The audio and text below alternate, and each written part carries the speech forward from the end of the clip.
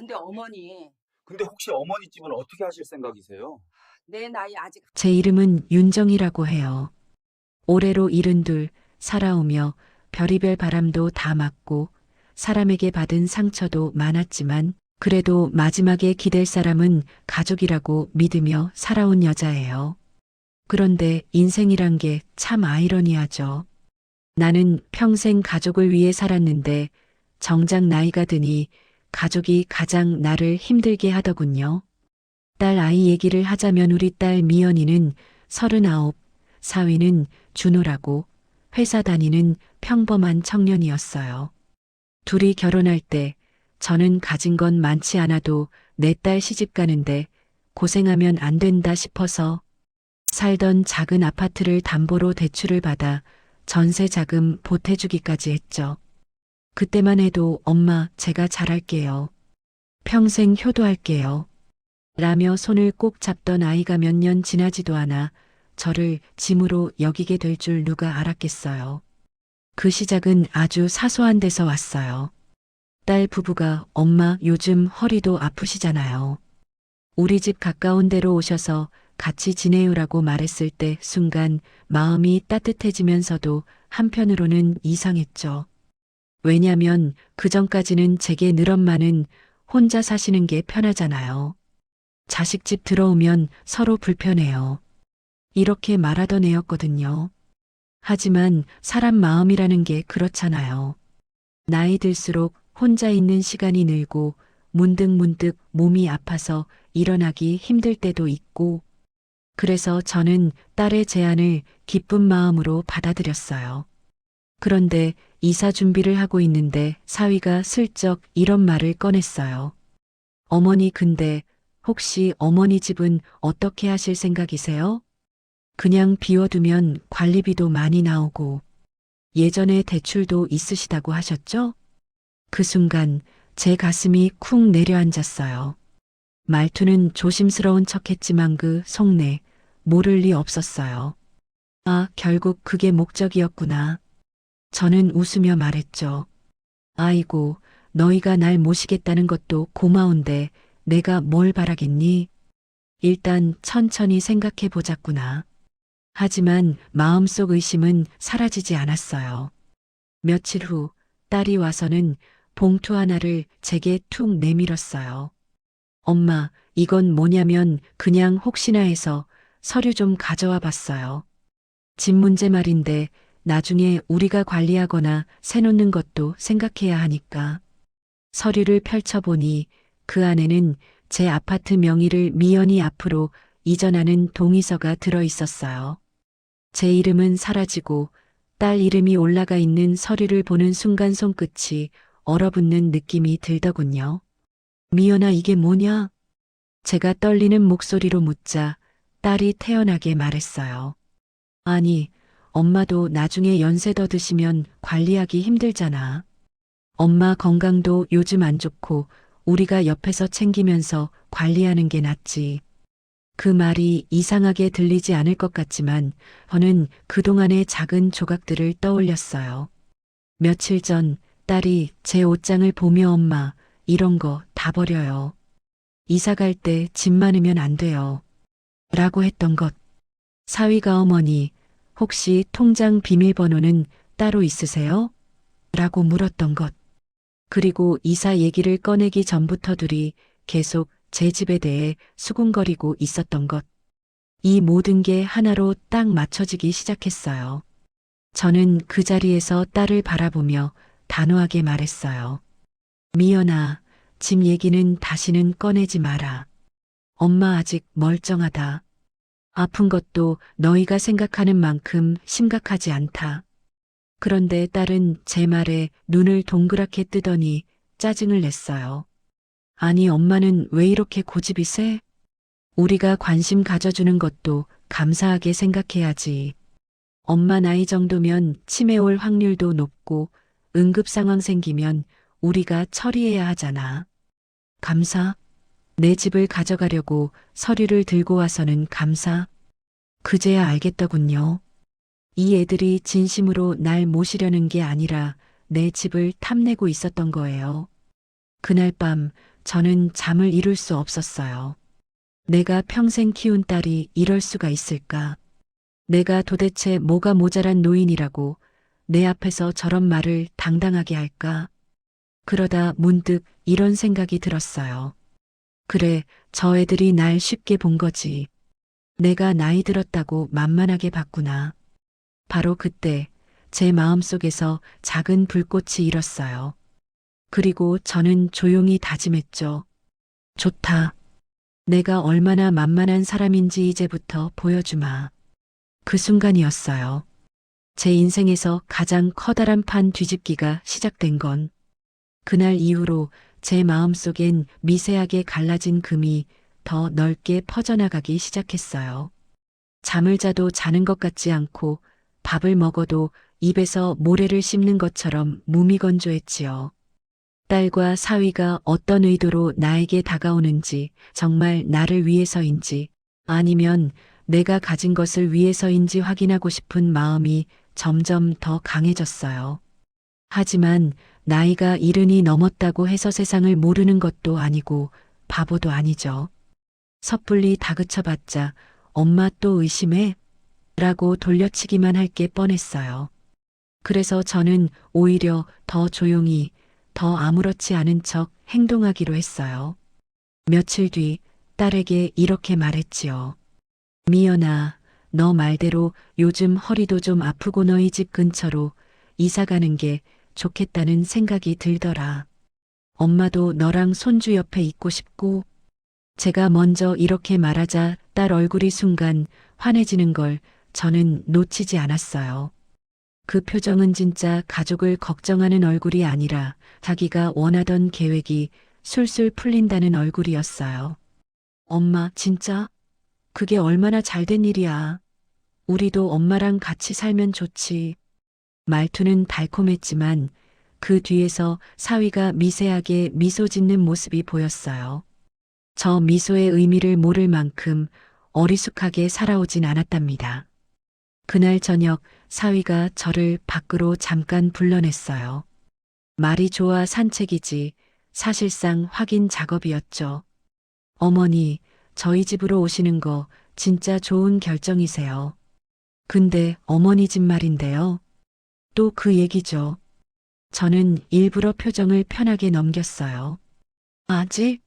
뭐, 천천히 생각해 보려 하지. 너희 말대로 비워두면 관리비도 그렇고.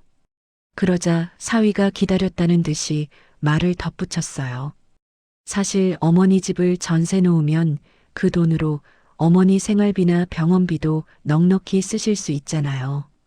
미연이도 애 키우고 하니 여유가 없어서 솔직히 저희가 많이 부담되기도 하고요.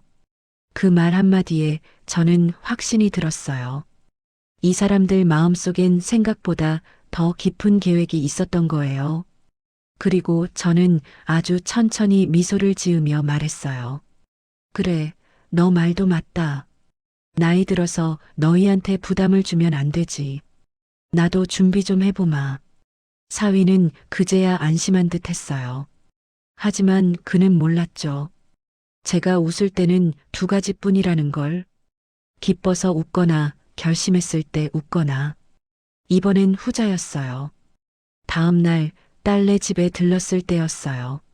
저는 마침 손주를 돌봐주고 딸과 사위는 베란다에서 통화를 하고 있었죠. 문은 살짝 닫혀 있었지만 소리는 또렷하게 들렸어요. 여보, 엄마가 드디어 마음을 돌린 것 같아. 진짜? 그럼 명의 이전도 곧 가능하겠네? 응. 엄마는 이런 서류 잘 모르니까 그냥 안내해드리면 될 거야. 뭐, 부모 재산은 결국 자식이 받는 거니까 당연한 거 아니야? 그 말이 제 귓가를 얼어붙게 했어요. 그들은 내가 살아있는 동안이 아니라 내가 살아있는 동안에 미리 가져갈 수 있느냐를 고민하고 있었던 거예요. 그리고 사위의 마지막 말. 집만 해결되면 어머니 모시는 것도 편해지지. 뭐 그때 가서 요양원 보내드려도 되고. 요양원? 부담이 줄어든다? 저는 딸 부부를 믿고 싶어서 애써 외면해왔던 현실을 그 순간 똑똑히 보게 되었어요. 이 애들은 날 돌보려고 한 게 아니라 내 집을 가져간 뒤엔 나를 치울 생각이었어요. 가슴이 너무 아파서 숨을 고르려는데 그 와중에 딸이 또 말했어요. 엄마는 좀 순진한 구석이 있어서 내가 얘기하면 대부분 넘어와. 괜찮아. 그 말은 제 가슴 속에서 이미 꺼졌던 용광로를 다시 뜨겁게 끓여내렸어요. 순진하다 그래. 그렇게 생각했겠지. 순간 모든 게 명확해졌어요. 이 애들이 나를 짐으로 본 순간 나는 이 아이들에게서 이미 가족이 아니었어요. 그렇다면 나도 더 이상 그들을 가족처럼 대할 필요가 없겠죠. 그날 집에 돌아오자마자 저는 손이 떨리면서도 서류철을 꺼냈어요. 수십 년 동안 성실히 살아오며 모아둔 계약서, 통장, 집문서, 보험증서 또박또박 적어놓은 메모들까지. 저는 하나하나 꺼내 정리하며 생각했어요. 이걸 뺏길 수는 없다.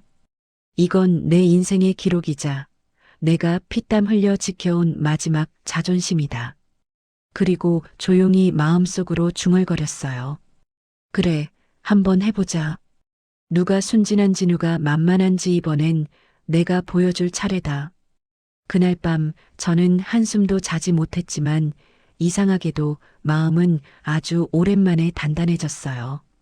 우리는 나이를 먹으면 약해진다고들 말하지만 진짜 약한 사람은 자기 욕심 때문에 사람을 버리는 사람들이에요. 그리고 그런 사람들에게 가장 무서운 건 조용히 결심한 노인의 마음이라는 걸 딸과 사위는 아직 몰랐죠. 딸과 사위의 속내를 똑똑히 확인한 그날, 저는 침대에 누워 천장을 바라보며 생각했어요. 그래, 이제 진짜로 시작해야겠구나. 그동안은 노쇠한 부모로 보이고 싶지 않아 힘들어도 참아왔고, 외로워도 말하지 않았고, 속상해도 그냥 다 지나가겠지 했어요. 하지만 이제는 그럴 필요 없었어요. 이 아이들은 부모를 대하는 게 아니라 내가 가진 재산의 관리자라도 되는 듯 행동하고 있었고, 내가 조금이라도 약한 모습을 보이면 등을 떠밀어 요양원으로 보내려 할 게 뻔했으니까요. 이제는 내가 먼저 움직여야 했어요. 다음 날 아침, 저는 일찍 차비를 챙겨 오랜 세월 거래해온 동네 은행으로 갔어요. 몸은 무거웠지만 마음만큼은 단단했지요. 창구 직원이 저를 보며 반갑게 웃었어요. 어머니, 요즘 잘 지내셨어요? 저는 고개를 끄덕이며 조용히 말했어요. 내 통장들 정리 좀 하려고 왔어요. 직원은 제 이름으로 된 통장들을 확인하더니 상세 내역을 하나씩 보여줬어요. 작은 적금, 장기 예금, 그리고 제 노후를 위해 꾸준히 넣어온 저축보험. 비록 큰 돈은 아니었지만 이 모든 건 제가 평생 아껴서 모은 소중한 자산이었어요. 어머니, 통장 관리를 어떻게 도와드릴까요? 저는 바로 말했다는 듯 말했어요. 자동이체 돼 있던 거 전부 정리하고 휴대폰 뱅킹 비밀번호도 재설정해야겠어요. 그리고 모든 예금은 제 이름 말고 다른 방식으로 보호해 주세요. 직원은 조금 놀란 듯 했어요. 무슨 문제가 있으세요? 저는 부드럽게 미소를 지으며 말했어요. 애들이 나이 든 엄마를 너무 걱정해서요. 관심이 많은 건 고맙지만 내 돈은 내가 관리해야죠. 그게 마음 편해요. 직원은 제 마음을 다 알지 못했겠지만 그 말 뒤에 숨겨진 의미를 어렴풋이 느낀 듯 아무것도 묻지 않고 처리해줬어요. 특히 저는 휴대폰 뱅킹 비밀번호를 딸에게 알려준 적이 없었지만 언제든 딸이 내 폰을 만질 수도 있다고 생각해 핀 번호와 지문 등록까지 모두 변경했어요. 점점 마음이 편안해졌어요. 그래, 첫걸음은 잘 떼었구나. 은행을 나온 뒤 저는 버스를 타고 시청 근처의 무료 법률 상담소로 향했어요. 이번엔 정말 조심해야 했기에 누구에게도 말하지 않은 조용한 움직임이었어요. 변호사로 보이는 젊은 남성이 제 얘기를 들으며 고개를 끄덕였어요. 따님이 명예 이전을 요구하거나 미리 사전 증여를 요청했다는 말씀이시죠? 네, 제가 나이 드니까 그러는지 자꾸 밀어붙이네요. 변호사는 메모를 하며 차분히 설명했어요. 어르신, 혹시 걱정하시는 계집을 빼앗기거나 본인 의사와 무관하게 요양원에 보내질까 하는 건가요? 저는 가볍게 웃으려 했지만 목이 메어 예 그럴까봐 라고 말하는 게 고작이었어요. 변호사는 제 표정을 보며 다시 진지하게 말했다. 걱정 안 하셔도 됩니다. 본인이 정신적으로 멀쩡하고 판단 능력이 있는 한 누구도 강제로 명의를 바꾸거나 요양원에 보내는 건 불가능해요. 그리고 집은 어르신 명의이기 때문에 본인 동의 없인 어떤 계약도 성립되지 않습니다. 그 말에 저는 속 깊은 숨을 내쉬었어요. 마치 무거운 돌덩이를 내려놓은 기분이었어요. 하지만 변호사는 한 가지를 더 물었어요. 다만 혹시 따님이 조용히 문서를 내밀며 사인을 요구할 수도 있겠죠. 그럴 가능성이 조금이라도 있다면 미리 대책을 마련해 두시는 게 좋습니다. 저는 고개를 끄덕이며 말했다. 그래서 조언 좀 들으러 왔어요. 변호사는 제 자산과 상황을 듣고는 가장 현실적인 조언을 해줬어요. 어르신, 본인 명의의 재산을 절대로 자녀에게 미리 넘겨주지 마세요. 그리고 혹시라도 따님 부부가 다시 요구한다면 변호사 상담받고 진행하겠다라고 분명히 말씀하세요. 그 말만 해도 상당 부분 방어가 됩니다. 그 순간 저는 깨달았어요. 그래 이젠 더 이상 아이들에게 흔들릴 필요가 없구나. 나는 나를 지킬 수 있는 힘이 아직 남아있다는 걸 그제야 확신했어요. 저는 집으로 돌아와 일부러 딸에게 전화를 걸었어요. 미연아, 엄마가 생각 좀 해봤는데 이사 얘기 괜찮을 것 같아. 너희 말대로 하는 게 좋겠다 싶네. 제가 전보다 더 부드럽고 수긍하는 말투로 나가자 딸은 바로 물었어요. 엄마, 그럼 집 문제도? 저는 일부러 천천히 대답했어요. 그건 나도 하나도 모르겠으니까 내가 말해준 서류 다시 한번 가져와 보렴. 나도 공부 좀 해봐야지. 딸의 목소리는 기대감으로 가득했어요. 그래. 엄마 그게 제일 좋아. 엄마도 복잡하면 어려우니까 내가 옆에서 다 알려줄게. 전화를 끊고 저는 창문 밖으로 떨어지는 햇살을 보며 생각했어요. 그래, 내가 어디까지 계획해 두었는지 한번 보자. 저는 딸의 실수를 끄집어내기 위해 일부러 순한 척, 무지한 척 행동하기로 결심했어요. 딸은 분명 조급할 거예요. 왜냐면 사위 월급도 빠듯하고 애 키우는데 돈 들어가지 둘이 집을 넓히고 싶은 욕심도 많았거든요. 아마 제가 동의만 하면 바로 명의 이전 서류를 꺼낼지도 몰랐어요. 그러면 그때가 바로 제가 판을 뒤집기 위한 첫 번째 증거를 잡는 순간이 되겠죠. 그날 밤 저는 작은 방을 정리하며 오랜만에 제 인생을 다시 돌아봤어요. 남편이 떠난 뒤 혼자 딸을 키우느라 남들보다 2배로 힘들었어요. 새벽마다 청소 일을 하며 번 돈으로 딸 학원비를 대고 대학도 보냈죠. 그런데도 딸은 그걸 당연한 희생으로 생각하는 듯 했어요. 하지만 저는 깨달았어요. 부모의 헌신은 자식에게 채무가 아니다. 그저 부모가 사랑을 준 방식일 뿐이다. 그러나 자식이 그 사랑을 욕심으로 바꾸는 순간 부모는 더 이상 희생할 이유가 없다. 저는 딸과 사위를 원망만 하고 싶지 않았어요. 하지만 그들이 나에게 한 행동은 어머니를 바라보는 사랑의 마음이 아니라 욕심의 손길이었어요. 그리고 그 손길을 더 이상 내 인생에 허락할 수 없었어요. 그래서 저는 결심했죠. 이제부터 내가 보여줄 것은 순진하고 착한 노인이 아니라 평생을 버티며 살아온 강한 여자 윤정이라는 걸. 며칠 후 딸은 예상대로 명색만 설명이고 사실상 동의서 확인을 위한 두툼한 서류 봉투를 들고 제 집으로 왔어요. 문을 열자마자 딸은 환하게 웃으며 말했어요. 엄마, 이거 지난번에 말했던 거야. 엄마가 살짝 서명만 하시면 돼. 나머지는 내가 다 알아서 처리할게. 그리고 사위도 따라 들어오며 어머니, 신경 쓰지 마세요. 어려운 건 우리가 다 챙길게요. 라고 말했어요. 저는 애써 순진한 표정을 지었어요. 그래, 내가 잘 모르니까 너희가 도와줘야지. 근데 말이다. 딸과 사위가 제 말을 기다리며 고개를 들었어요. 서류에 사인하기 전에 엄마가 변호사한테 한번 물어보래. 요즘은 사기도 많고 나이 든 사람 이용하는 경우도 많다고, 그래야 안전하다고 하더라. 딸의 표정이 그 순간 딱 굳었어요. 사위의 얼굴도 스치듯 긴장으로 변했지요. 드디어 그들의 진짜 속내를 볼 수 있는 순간이었어요. 그리고 저는 마음속으로 중얼거렸어요. 그래, 이제 시작이지.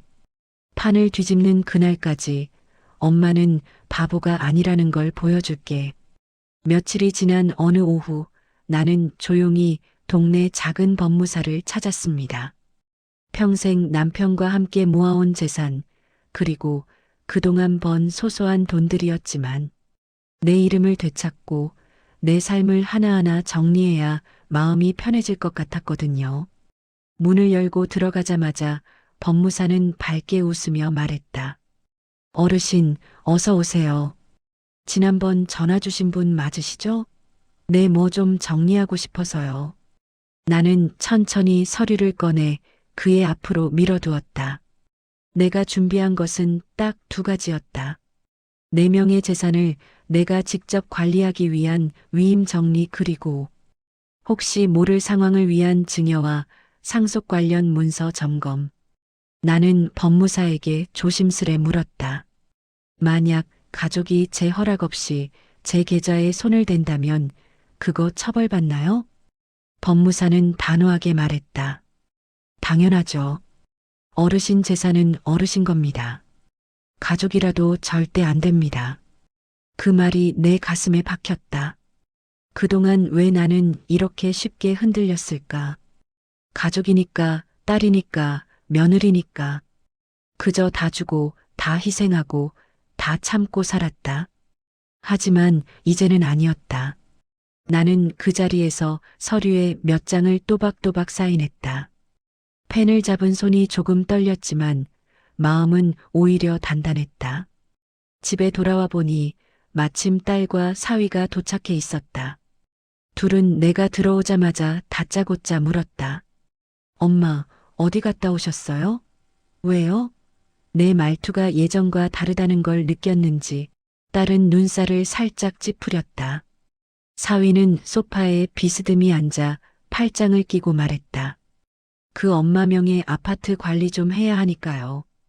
필요한 서류도 있고 앞으로 우리가 관리하는 게 더 낫지 않겠어요? 나는 웃음이 나왔다. 내 아파트를 왜 너희가 관리해? 둘은 순간 말을 잃었다. 예전 같았으면 얼버무리며 넘어갔을 텐데 이번엔 달랐다. 딸이 결국 입을 열었다. 엄마, 우리가 엄마 재산 관리하는 게 더 안전하니까 그렇지. 안전? 내 목소리가 조금 높아졌다. 숟가락 들 힘도 없는 줄 아나 보네. 나 아직 멀쩡해. 사위는 곧바로 또 말을 보탰다. 아, 그런 뜻이 아니라요. 효도하려고 그러는 건데 왜 그렇게 받아들이세요? 효도? 그 말에 순간 피식했다. 효도는 말로 하는 거 아니다. 나는 차분하게 말했다. 필요할 때 손 내밀고 필요 없으면 뒤돌아보지 않는 건 효도가 아니지. 딸의 얼굴이 굳었다. 사위도 눈치를 보며 입을 다물었다. 그때 나는 조용히 가방에서 법무사 도장을 함께 찍은 문서 한 묶음을 꺼내 식탁 위에 올렸다. 이게 뭔데요? 딸이 묻자 나는 담담히 말했다. 앞으로 내 재산은 내가 관리해. 너희가 건드릴 수 있는 건 없어. 딸의 얼굴이 순간 창백해졌다. 사위도 무엇을 예상했는지 표정이 굳었다. 그래, 이제야 조금씩 드러나는구나. 그들의 속내가 식탁 위에 놓인 문서들을 바라보면서 나는 왠지 모르게 마음이 묘하게 편안해졌다. 마치 오래 묵은 체증이 쑥 빠져나간 기분. 하지만 그 평온함도 잠시. 딸이 갑자기 목소리를 높였다. 엄마, 이게 뭐예요? 갑자기 왜 이러세요? 갑자기 나는 천천히 딸을 바라보았다. 내가 너희에게 헛소리 듣고 무시당한 지가 하루 이틀이니? 딸은 아무 말도 못했다. 사위는 그제야 입을 벌렸다. 그래도 가족인데 그러실 필요까지는. 나는 확실히 잘라 말했다. 가족이면 더 조심해야지. 남보다 못한 소리하고 남보다 못하게 굴면서 가족이라니. 사위의 얼굴에서 어색한 미소가 사라졌다. 딸은 입술을 떨며 고개를 돌렸다. 밤이 되자 딸이 조용히 내 방문 앞에서 서성거렸다. 나는 문을 열어 그녀를 바라보았다. 엄마 미안해. 그녀의 눈이 조금 붉어져 있었다. 나는 한숨을 쉬었다. 미안하면 행동을 바꿔. 말로는 누구나 잘하지. 딸은 아무 말도 하지 못했다. 한참 동안 그냥 문 앞에서 서 있기만 하다가 결국 돌아섰다.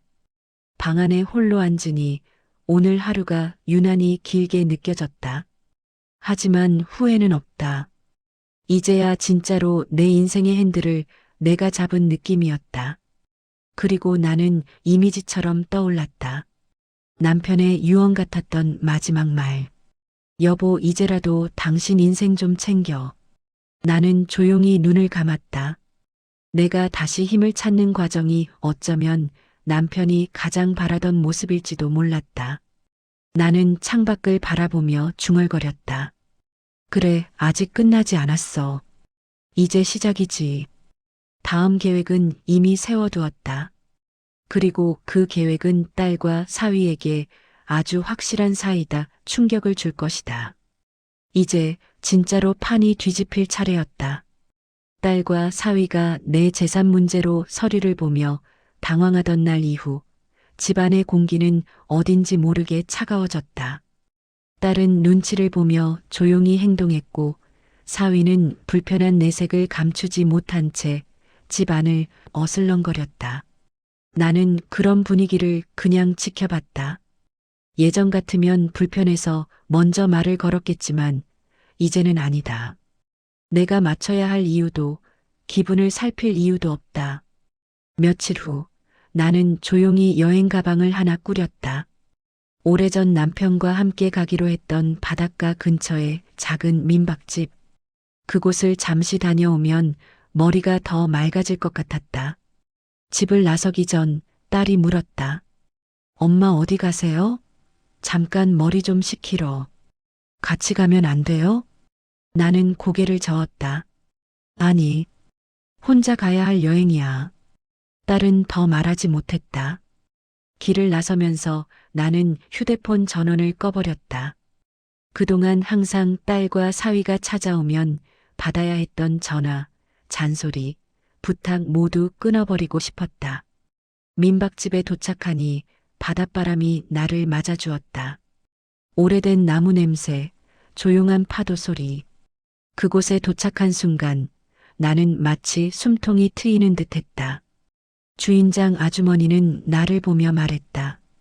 어르신, 혼자 오셨어요? 요즘 혼자 여행 오시는 분 많더라고요. 잘 오셨어요. 나는 미소 지었다. 혼자 있어야 마음이 편해져서요. 첫날 밤 나는 조용히 파도 소리를 들으며 생각했다. 내 인생에서 이렇게 조용한 시간이 있었나? 내가 집을 떠난 지 이틀째 되는 날 민박집 와이파이로 잠시 휴대폰을 켰다. 그 순간 메시지가 수십 개 밀려왔다. 딸 엄마 어디에요? 딸 전화 좀 받아요. 사위 우리도 걱정돼서 그러는 건데. 딸 엄마 이러시면 안 돼요. 나는 아무 대답도 하지 않았다. 머리 식히러 왔다는데 왜 내가 그들의 눈치를 또 봐야 하나? 그런데 그중 하나의 메시지가 눈에 띄었다. 사위가 딸에게 보낸 메시지 캡처. 딸이 실수로 나에게 잘못 보낸 것 같았다. 사위 딸에게 보낸 메시지 아니 장모님이 왜 저렇게 갑자기 이상하게 굴어? 이러다 상속 못 받는 거 아니야? 집도 그렇고 연금도 그렇고 우리가 챙겨야 하는데. 그리고 그 아래에 딸이 보낸 답장도 함께 있었다. 딸엄마가 왜 저러는지 모르겠어. 근데 진짜 다 우리 쪽으로 넘겨받을 수는 있는 거지? 나는 휴대폰을 쥔 채 천천히 숨을 들이켰다. 역시 그랬다. 조금이라도 흔들린 척하면 금방 이렇게 본심이 나오는구나. 그동안 내가 딸이 그런 마음은 아닐 거야. 스스로 위로했던 모든 말이 와르르 무너지는 느낌이었다. 나는 조용히 중얼거렸다. 그래, 이제 확실해졌네. 그리고 그 자리에서 바로 결심했다. 이제는 확실하게 판을 뒤집을 때가 왔다. 다음 날 아침 나는 민박집 아주머니께 말했다. 여기 며칠 더 머물 수 있을까요? 그럼요, 자리 있어요. 조용히 지내고 싶어서요. 아주머니는 웃으며 방 열쇠를 건네주었다. 그리고 나는 휴대폰을 다시 껐다. 딸과 사위가 나를 찾아 헤매든 뭐라고 떠들어대든 이제 신경 쓰지 않았다. 사흘째 되는 날 바닷가에서 가만히 앉아 파도를 바라보는데 문득 남편이 생각났다. 여보, 나 없다고 너무 약하게 살지 마. 남편의 목소리가 귓가에 떠올랐다. 그래, 오늘부터는 약하게 살지 않는다. 주머니 속에서 작은 노트를 꺼내 나는 천천히 한 줄을 적었다. 돌아가면 진짜 반격을 시작할 것. 그리고 그 뜻을 더 명확히 하기 위해 나는 한 줄을 더 적었다. 더는 흔들리지 말 것. 그날 밤 잠드는 순간까지 마음이 편안했다. 집을 떠난 뒤 처음 느끼는 온전한 평온함이었다. 하지만 평온함 뒤에는 더 큰 폭풍이 기다리고 있었다. 왜냐하면 내가 집에 돌아가자마자 딸과 사위는 예상보다 훨씬 큰 패닉 상태였기 때문이다. 집으로 돌아가는 기차 안에서 나는 조용히 창밖을 바라보았다. 바닷가에서 보냈던 며칠 동안 나는 다시 나라는 사람을 찾았다.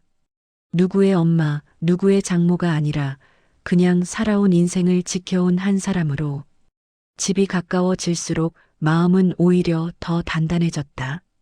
이제 내가 돌아가면 딸과 사위가 어떤 표정을 지을지도 어떤 말부터 쏟아낼지도 모두 예상할 수 있었다. 하지만 전과 달라진 점은 딱 하나가 있다. 나는 더 이상 그들의 말에 흔들릴 사람이 아니라는 것. 집 문을 열자마자 딸과 사위가 거실에서 벌떡 일어났다.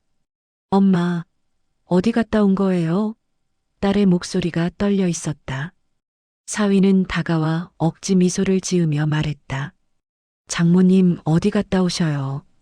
저희가 얼마나 걱정했는지 아세요? 나는 가벼운 미소만 지었다. 걱정? 왜? 그게 갑자기 연락이 안 되니까요. 딸은 계속해서 말을 쏟아냈다. 엄마, 뭐 서운한 거라도 있어요? 왜 아무 말도 없이 가버려요?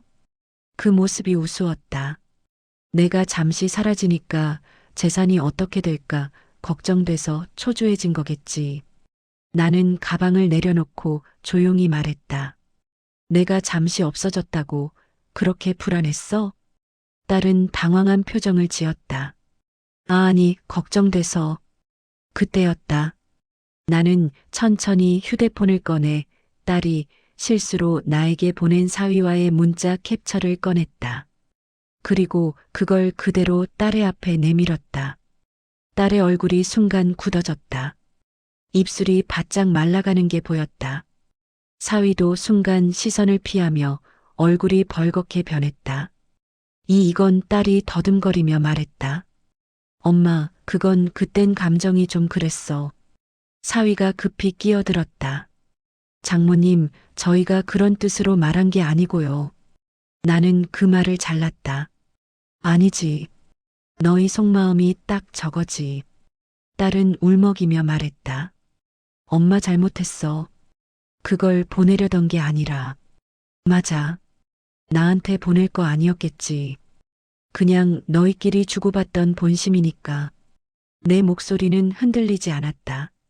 사위의 표정이 점점 굳어지며 불안해졌다. 그렇게 떨리던 이유를 나는 이미 알고 있었다. 그들은 내가 문득 상속 구조를 바꾸지 않을까 두려웠던 것이다. 나는 천천히 소파에 앉았다. 그리고 그들을 바라보며 말했다.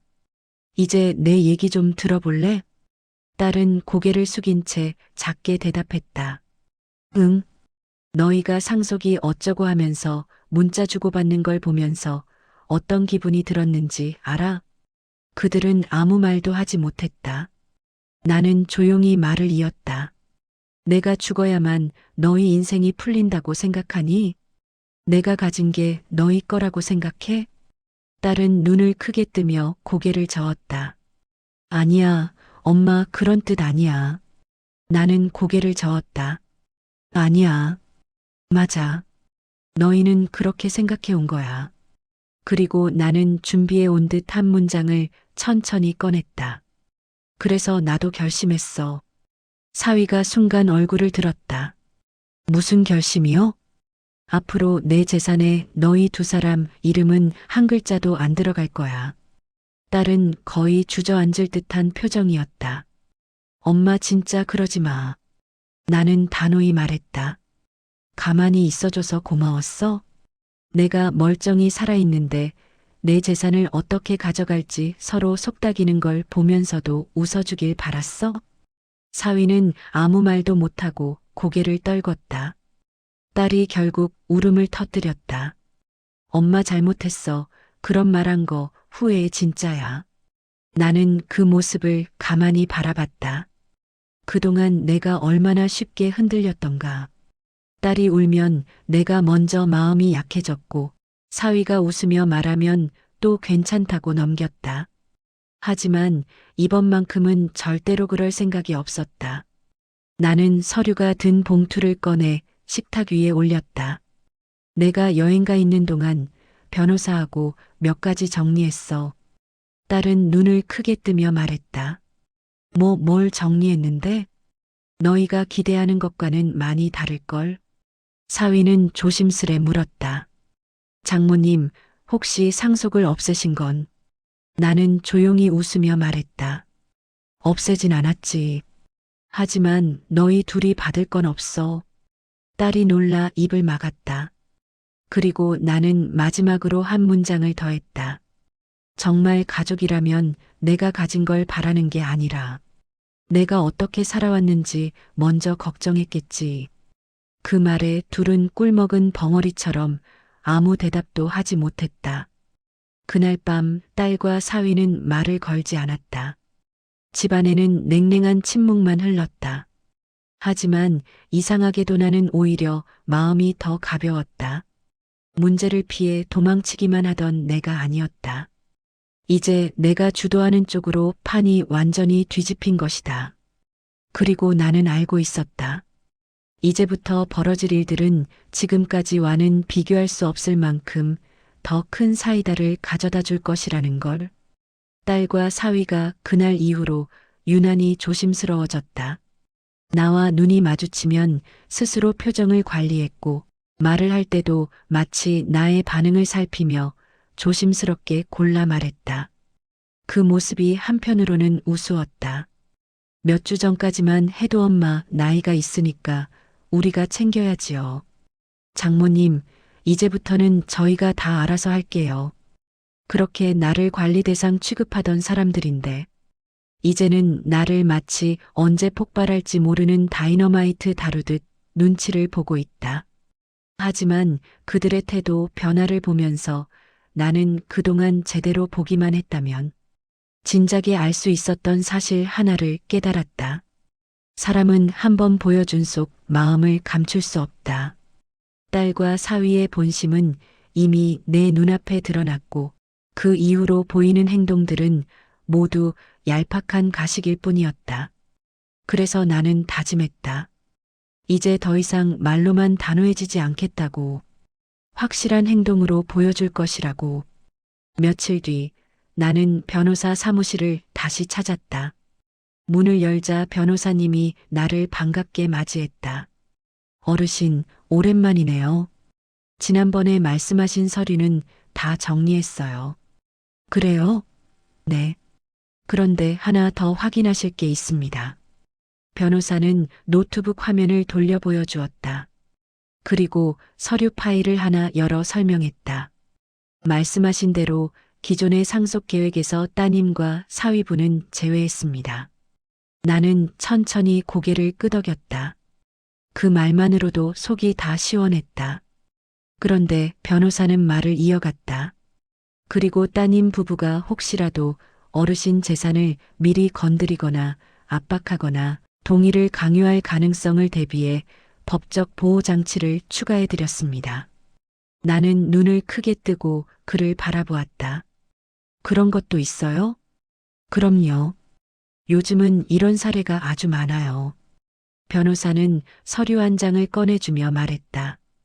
이걸 어르신 명의로만 확실하게 둔 상태에서 향후 요양이나 건강 관련 비용은 미리 지정하신 기관에서 관리하는 방식으로 바꿨습니다. 나는 문서를 꼼꼼히 읽었다. 재산관리권 전면 독립가족 간 강압에 의한 재산이동 방지 조항, 사적 금전 요구 차단 조항, 한 줄 한 줄이 마치 내 지난 삶의 울분을 대신 정리해주는 듯했다. 문서를 다 확인한 뒤 나는 변호사를 향해 조용히 말했다. 정말 고맙네요. 덕분에 이제야 숨을 쉬겠어요. 변호사는 미소 지었다. 이제 어르신이 원하는 방식으로 당당하게 사시면 됩니다. 나는 그 말에 고개를 천천히 끄덕였다. 집에 들어오는 순간 딸과 사위가 대뜸 달려 나왔다.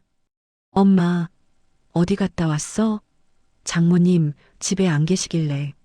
나는 천천히 말했다. 너희한테 굳이 말해야 할 이유가 있어? 둘은 당황한 얼굴을 했다. 딸이 조심스레 입을 열었다. 엄마 그날 이후로 엄마가 너무 차가워졌어. 차가워? 차갑지 않았던 게 이상한 거지. 나는 거실 쪽으로 걸어가며 덧붙였다. 이제 솔직해졌을 뿐이야. 사위는 마른 침을 삼켰다. 장모님, 혹시 저희가 뭘 잘못해서 그러시는 거라면 너희가 뭘 잘못했는지 내가 굳이 설명해야 하니? 그 말에 둘은 말을 잇지 못했다. 그리고 나는 천천히 가방에서 봉투 2개를 꺼냈다. 이거 너희가 알아야 할 게 있어서 가져왔어. 딸과 사위는 동시에 고개를 들었다. 뭐예요? 열어봐. 딸이 떨리는 손으로 봉투를 열었다. 그 순간 그녀의 얼굴이 굳었다. 사위도 봉투 속 문서를 보는 순간 표정이 완전히 굳어버렸다. 문서 첫 장에는 굵은 글씨로 이렇게 적혀 있었다. 가족 간 재산 강요 및 부당 요구 금지 조항 발효. 사전 상속 구조 재정비 완료. 그리고 가장 결정적인 문구. 딸 사위 재산권 제외 확정. 딸은 얼굴이 하얗게 질리며 내게 물었다. 엄마 진짜로 우리를? 나는 아주 천천히 단호하게 고개를 끄덕였다. 그래. 너희는 이제 내 재산에 손댈 수 없어. 한 푼도. 사위는 얼굴이 빨개져 말을 잇지 못했다. 장모님, 그건 너무하신 거 아닙니까? 너희가 한 말을 보고도 내가 아무것도 하지 않을 거라고 생각했어? 딸이 울먹이며 내 손을 붙잡았다. 엄마, 우리가 그런 의도로 얘기한 게 아니야. 나는 그녀의 손을 조용히 뿌리쳤다. 의도가 어떻든 그게 너희의 진짜 속마음이라는 건 변하지 않아. 딸은 멍하니 내 얼굴만 바라보았다. 잠시의 침묵 후 나는 마지막 한 문장을 덧붙였다. 이제 너희 둘은 내 인생에서 내가 허락한 만큼만 관여할 수 있어. 딸의 눈에서 눈물이 방울처럼 떨어졌다.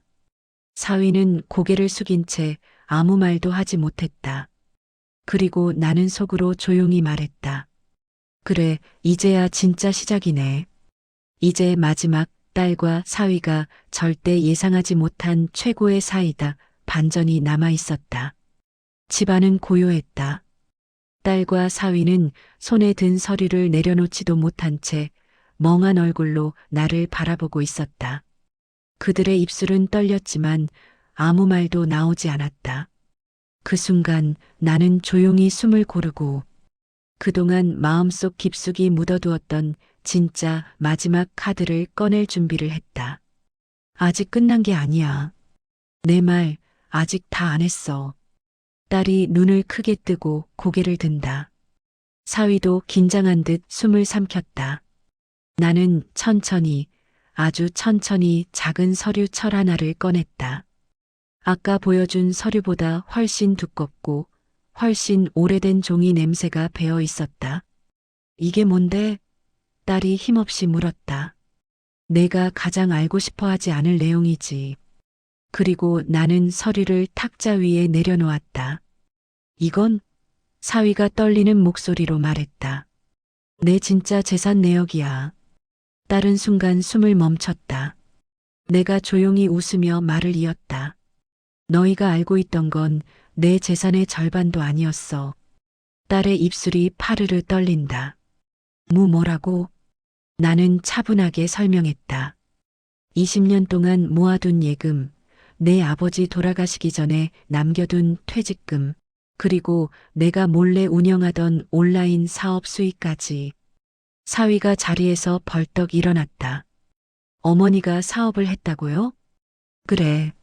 너희가 날 집에서 가만히 있는 할머니라고 생각하는 동안 나는 혼자서 한 걸음씩 살아왔지. 딸은 그제야 울음을 터뜨렸다. 엄마 왜 이런 걸 숨겼어? 나는 조용히 대답했다. 숨긴 게 아니라 너희가 관심이 없었을 뿐이야. 나는 다시 한번 입을 열었다.